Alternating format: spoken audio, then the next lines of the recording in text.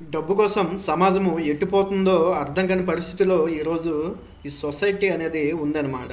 ఎందుకు ఈ మాట నేను చెప్తున్నానంటే, సికింద్రాబాద్ దగ్గర Indian sperm Creo system clinic అనే ఒక సిస్టమ్ అనేది ఉంది. దాన్ని డాక్టర్ నమ్రత అనే ఒక ఆవిడ దాన్ని రన్ చేస్తుంది అనమాట. అంటే సంతానం లేని వారిని ఆ స్పెర్మ్ అండ్ అండాలను సేకరించి వాళ్ళకి పిల్లల్ని ఇచ్చే క్లినిక్ అనమాట. సో అలాంటి క్లినిక్ దగ్గర ఆ దాతలు ఎలాంటి వారిని కోరుకుంటారు?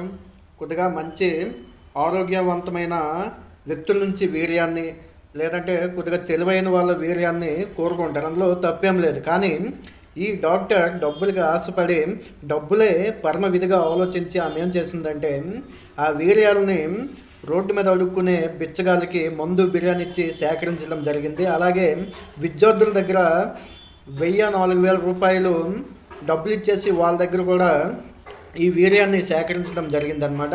అంతేకాకుండా అండాల కోసమని అడ్డ మీద వెళ్ళే కూలీలు ఉంటారు కదా మహిళలు, వాళ్ళ దగ్గర కూడా ఈ అండాలని సేకరించి, అంటే వాళ్ళకి ఒక 25,000 లేదంటే ఒక 20,000 ఇచ్చేసి వాళ్ళ దగ్గర అండాలని సేకరించడం జరిగిందనమాట.